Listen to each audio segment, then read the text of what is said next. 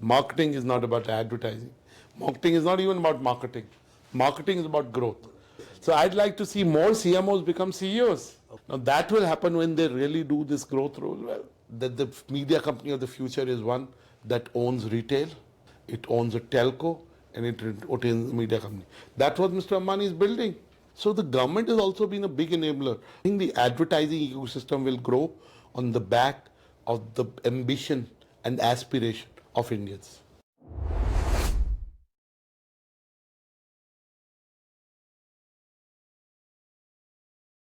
So, Dr. Batra, now looking at the advertisers, what are the challenges that the advertisers are facing, and what do you see as the action that they are taking, so to say, in terms of mid-air refueling?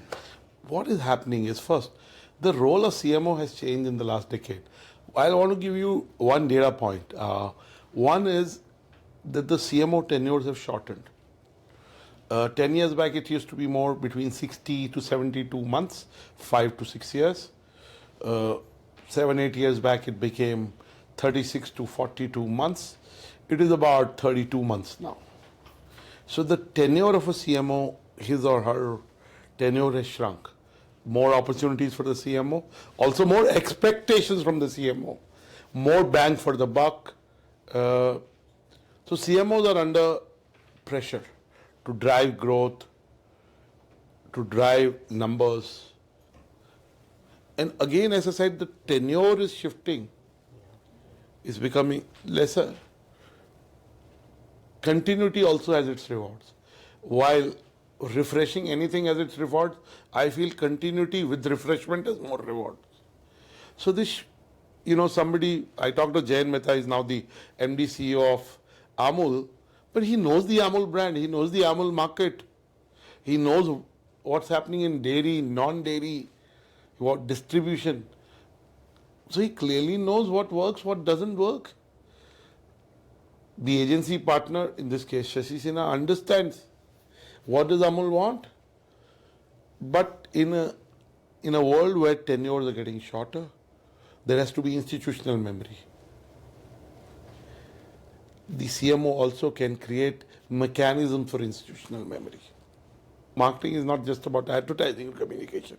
That's one of the tools in their repertoire. It's about understanding the consumer, building new products through those consumer insights, building new products and services within the ambit of existing products. In fact, lots of CMOs are taking responsibility of sales in some organizations. And in some organizations, the sales head is also the marketing head, because you have to understand what each of the stakeholder needs. The expectations on the CMO are changing. I keep saying marketing is about growth. Yeah. Marketing is not about advertising. Marketing is not even about marketing. Marketing is about growth. So the chief growth officer is the CMO, because everything is becoming quantifiable. Outcomes are being mapped. Hence, the role of a CMO has to be growth. The growth has to come through three key things. One is the role of brand building, coupled with performance. Second is through consumer insights, product innovation, getting into new categories, new markets, new segments. And third is becoming a partner in digital transformation. So he or she has a very powerful role. Also, they are custodians of the brand spends, where how much will go. How many CFOs have become CEOs in India? Give me a percentage. Should be about, I think, more than 50%. No? 21%. Just 20%. That's the last stat. Okay. How many CMOs have become CEOs? I think more than No. CFOs, no? No, Even less than than 5%, more like 3%. Just 5%. So I'd like to see more CMOs become CEOs. Okay. Now that will happen when they really do this growth role well. I mean, Yes. for media companies and for the marketing services ecosystem, the CMO is at the head of the food table. Which medium will get how much, which show will get how much, which event. So they've had a very important role, because you're deploying marketing capital in consultation with the agency, who's also custodian of your marketing capital. It's a marketing investment. Okay. So there are two other areas that I wanted to throw a little light on. One is that the marketing team, the product manager, has to now deal with many more vendors. And the second is that many advertisers are looking at in-housing part of these services. So what do you have to say on these two See, again, trends? there's never one shoe fits all kind of solution. Different solutions work for different clients or businesses or enterprises. But let me tell you, specialist talent is difficult to hire. Okay. Domain experts are difficult to hire. If you have a problem with your tooth, you go to a dentist. If you have your grandchildren, you possibly go to an orthodontist. Specialists are difficult to hire and retain in a team. Difficult. Nothing is impossible in life. So I'm not a big fan of everything being in the clients. It's difficult to get that kind of expertise, experience, so on and so forth within the team. You have to go to experts. But you have to have people within the team who also understand that thing. They're able to get the best out of them. Okay. That's what I feel is the best way. As regards number of partners, vendors, specialists, yes, we live in an era of super specialization. So it's a reality. We have to deal with that reality. The client teams are also expanding. So, what kind of an ecosystem is, I would say, Dr. Batra's wish list, your dream? What do you I am a see? student. I'm still learning after 25 years. I feel genuinely that I think I know a little bit of the industry now. In fact, I have a lot more to know. I feel I don't know enough. There are lots of people who have done fantastic work. I look up to them and learn from them. Let me first say what's happening. I have to interrupt you there, doctor. You are possibly the only person in India who has that vantage point and can see everything from the center of the universe, from the center of the ad and market universe. That I will tell you, and you have to accept that. It's not about, see, I am blessed because I have access to the finest doers and, thinkers in my business. I've been part of the ecosystem and I have been very neutral. And we as a platform has been, why we Exchange for Media's existence is about helping the industry, being a positive catalyst, and on the business side. So we are grateful for that opportunity. And because of my involvement with business world, and I also have some appreciation of how businesses are built. So yes, I am at a good space. I can only say, let's look at the three sub stakeholders as we defined at the start of the podcast. Let's look at the agency system. There are three trends happening in the agencies. There is consolidation. So there are lesser and lesser acquisitions. So the large holdcos are not spending that much money, time, energy on it. They want to make sure they are able to leverage what they have, synthesize, converge what they have from client benefit. Only thing they're interested in technology. The second trend that is happening in is agency founders are doing IPOs. We had R.K. Swamy BBDO doing it. We had Graphis Ads doing it. We had Raghu Khanna's specialist advertising platform doing it. There are many in the offing. Yap has filed for an IPO. Atul Hegde led. Yap has also announced the partnership and acquisition with a very good agency called GoZoop. So there is ambition of founders to build for the next 10 years. There is Tribes that is likely to file, Gaur Gupta. I heard there are other groups that are looking to go the listing routes to be able to tap into capital to invest in technology, AI, content. There is the LS group, I've never met them, but they're wanting to reinvent and go IPO route. And with the SME IPOs, there are a lot of brands that want to invest in brand building. So the pie is expanding, the pie of clients for agencies. And like I said, in product and services, India is not an either or country. It's a land country. And So they are the big clients like the Levers, the Marutis, and so on and so forth. And there are clients who spend 3 crores, 5 crores, and they may grow to spend 100 crores. yes, So that's happening. So there is the ambition of the Indian entrepreneurs to acquire more agencies, to build more agencies, to do IPOs, to consolidate. So, we have a smart set of entrepreneurs.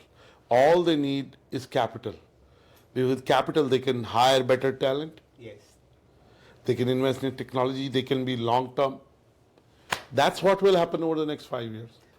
मैं हमेशा कहता हूँ कि कुछ भी करने के लिए 2 तरह के लोग चाहिए होते हैं, ज्ञानचंद और Karamchand.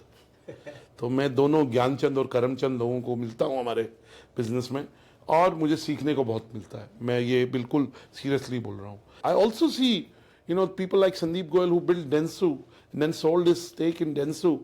I mean, he's a great combination of Gyanchand and Karamchand. Great combination. He is a thinker, he's a doer, he's a hustler.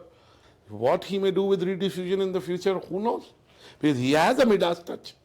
Most, if not all. It's not a either or country. We are an and country. So the premium end is huge. There is uber luxury, and there is also the value seeking segment. So products and services in each segment survive. So also the beauty of our ecosystem, every 2-3 years there's a new player that comes that brings something unique. Also there is the rise of these mid-sized small agencies set up by agency executives. And then there is an agency like Madison, which is a very respected large agency, and there may be an acquisition on the anvil. Exchange for Media reported a couple of weeks back that the Havas Group is in final stages of discussions, and maybe in January 2026 there'll be a deal. So it's a great acquisition. Then there is anticipation of, with the IPG and Omnicom merger globally, what will happen in India? Who will lead it? Whether it'll be Prasoon Joshi, who in my view is the best guy suited for this, and somebody like Karthik Sharma, who's done a fab job at Omnicom in the media services, right? Who knows? And then there is the Havas Group. Rana Barua has been very aggressive. He's been very entrepreneurial, and he's done a string of acquisitions which have worked for the group, and they augur well. The industry is looking good. How is the media? How do you see media panning up in 2030? So media in India will continue to be as attractive as it was 10 years back. In fact, over the next 12 to 36 months, you will see media companies what they need to build for today and tomorrow. Again, they'll need capital. There is Mr. Ambani, who through the Jio platform, and the Jio platform is doing an IPO, which means that it will have much more money for acquisition. It may even do global acquisitions, who knows? I don't know the plan. I'm just saying. And I wrote an article 15 plus years back, could be 18, in Pitch magazine, where I did say that the media company of the future is one that owns retail, it owns a telco, and it owns a media company. That's what Mr. Ambani is building.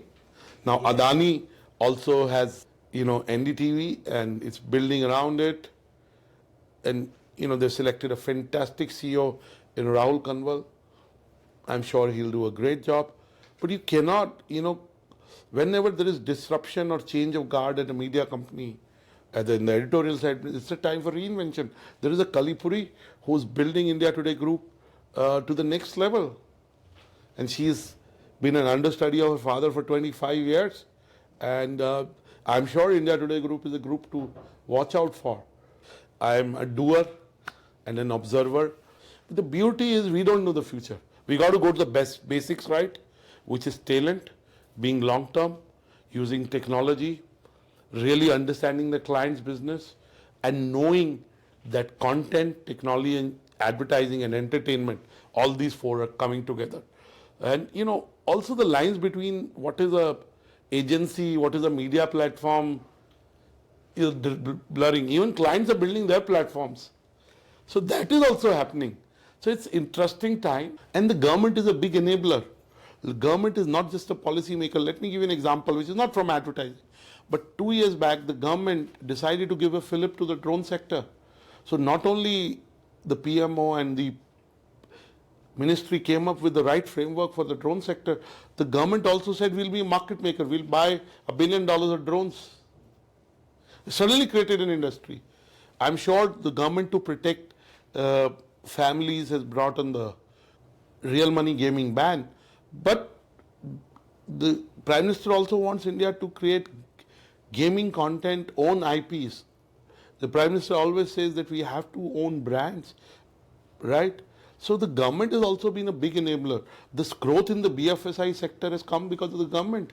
As long as the leadership is doing the right things, which the government and this leadership is doing, is good for the country. So I think the advertising ecosystem will grow on the back of the ambition and aspiration of Indians. So how do you see the advertiser ecosystem building? Because we already have close to 600,000 long tail advertisers, and many of them are digital first, and they contribute to significant around. See, first of all, Shripad, last year was a great year in advertising. One thing is that there may be temp. Last week was a tough week. Real money gaming was banned, hence almost 10,000 crores, which is a little more than $1.2 billion of advertising which was coming from these players, gone. And that's a lot of money, okay. But AdEx is growing. The need for brand building is growing. And that's the silver lining. Why I say, as I said right at the start, most smart founders, brand builders, business owners, their investors know that you get premiums for building a brand, both in terms of value through consumers when you go to the stock market, and lots of business owners want to go to stock market within the first 3-6 years of building a business. So they will spend more money on brand building than they ever did. Now what is also happening, the nature of advertising is becoming that you put an ad, you can also track whether it's leading to sales because of e-commerce, right? So platforms like Amazon have a huge, so to say, advantage. Google has an advantage, Meta has an advantage, because you're talking of social commerce. You see an ad and you click and you go, you buy.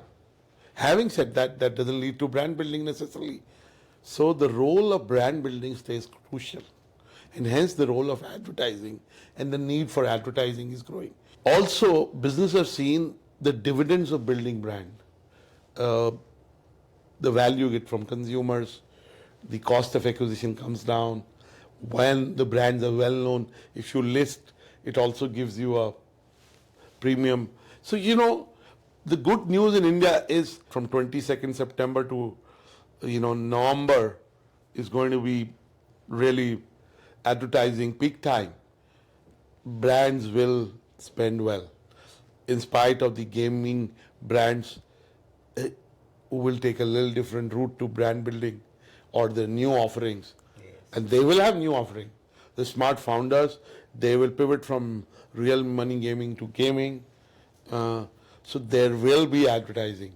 D2C, there are new brands in every category, whether it's gadgets, beauty, education, upskilling, nutrition, well-being. Every year there are 30 to 60 new brands being launched with some differentiation. Yeah, so if they need to grow, they need to grow through television. Television is the big screen still. I'm talking today, 3 years. So they need to invest in brand building. And you do think clients do these full page ads in newspapers without ROI? So clearly they're getting something there which leads to a certain response plus brand building. So this long tail of SME advertisers will move up. I mean, Swiggy was a small brand 10 years back. So was Zepto 4 years back. So you will see many. So was Mamaearth. So was Noise, Boat. I mean, I'm sure out of the D2C brands, every year there'll be 100, 200 brands that will contribute significantly to advertising. You have to look at the large trends. Consumption is growing. And the ambition of the Indian entrepreneur is growing. Between these two, I think it's been a fantastic discussion, and I am somehow seeing your 25 years of learning and your vision and how you have been working from the inside coming through completely, looking at what are the current issues, where is every medium, what are the challenges, how each challenge is an opportunity, and how we can convert all that into a huge growth ecosystem for all of us, given that we have a very good opportunity in the India story, the India brand growing because of government and all other parameters. Thank you, Shripad. I don't have the time to do a podcast. I do it when I find time. But maybe now I'll do a podcast. And your questionnaires, you're so prepared, made me think, made me prepare in mentally and reading for very little time. Because I'm thinking about this industry all the time. I'm meeting the stalwarts in this industry all the time. I'm meeting the startups all the time. So there is so much that you learn from meeting and observing what they do and knowing their stories. So as I said, I'm genuinely blessed. I feel I'm blessed. So through your podcast, this is the 25th year of Exchange for Media. I'm grateful to the entire ecosystem, the leaders who believed in us to be able to help us build what we built. And hopefully we will take Exchange for Media globally. We will deepen what we do, and we'll continue to serve our community and shine the light on the growth of this industry. Thank you, Dr. Batra. And this thanks is from the industry to Dr. Annurag Batra. Thank you, Thank Shubha. you. Thank you.